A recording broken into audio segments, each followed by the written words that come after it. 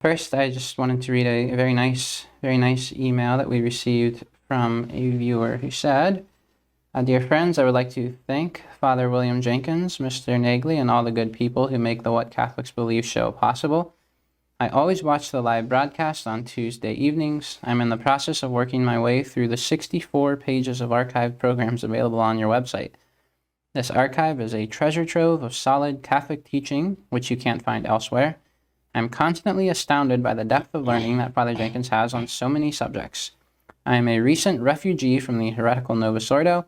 The conveners of Vatican II, who foisted this abomination on us, counted on the loyalty of our Catholic people, such as myself. I stuck with the institutional church for decades out of sheer loyalty, becoming more and more outraged each succeeding year. After several years of quote-unquote Pope Francis and his abominations, I finally had all that I could take. I have now cut my ties at long last, something I should have done back in the 1960s. I very much appreciate the live and archived traditional Latin Masses available on the wcbohio.com website. Since I live in an area where there is simply no other option available, I have to rely upon these broadcasts for attending Holy Mass. He says, being older and in poor health, moving out of state to be close to an SSPB church is also not an option. However, at least I can attend the Mass remotely. So thank you again for all that you do. He says, I will be making contributions to support this good effort. A very kind email, Father. Very kind. Much appreciated.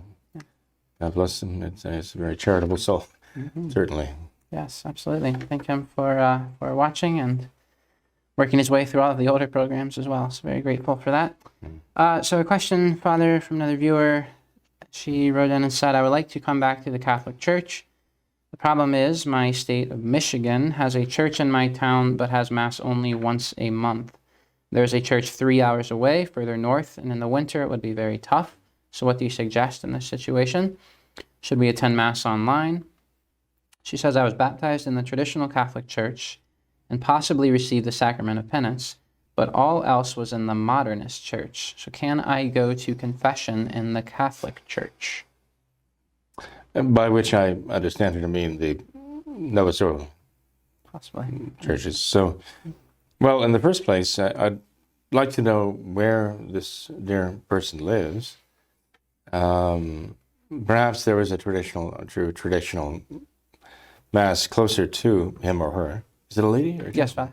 Okay, great. You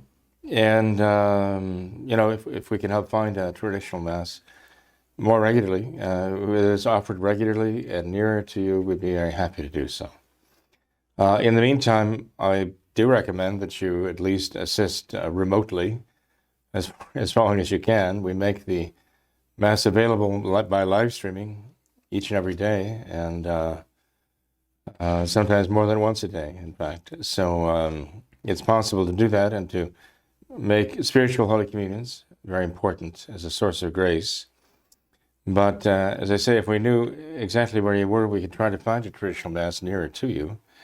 But also the question of whether you could go to the confession in the New Order Church. Well, in the first place, you'd have to find a priest who was validly ordained. That is before the new rite of ordination came out, which is very dubious.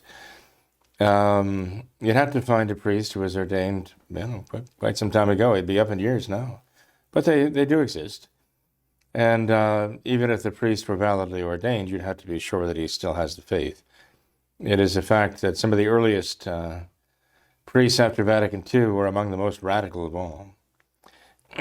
And so just because a priest was ordained, let's say in 1967, before the new rite of ordination came out, doesn't mean that he is a Catholic and not a modernist.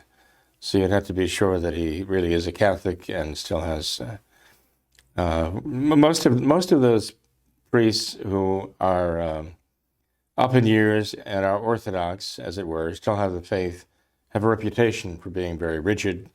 They're rather well known in dioceses. Most of them at that age would be retired right now, probably in a nursing home somewhere. So if one were to check the local nursing homes and see if there is a clergyman there who's up in years, in his 80s or or even older, it would be actually a work of mercy to go and visit. Even to go and offer to pray the rosary with him and try to inspire in him, a love for the old faith. For all we know, he's been marginalized and abandoned by the diocese. So it might be very encouraging to him to know that you and others still have the true faith, the traditional faith.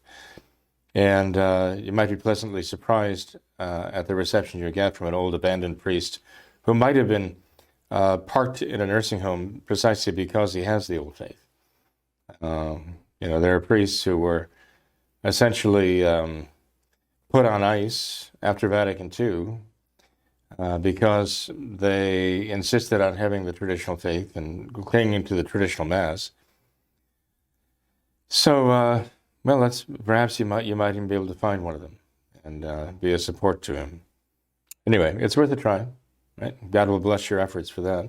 In which case, if you did find a priest who was ordained validly before Vatican II and before the new rite of ordination came out in 1968, and he has the faith and would be willing to give you absolution, traditional Catholic absolution for sins, then you could go to him for confession, receive absolution from that priest.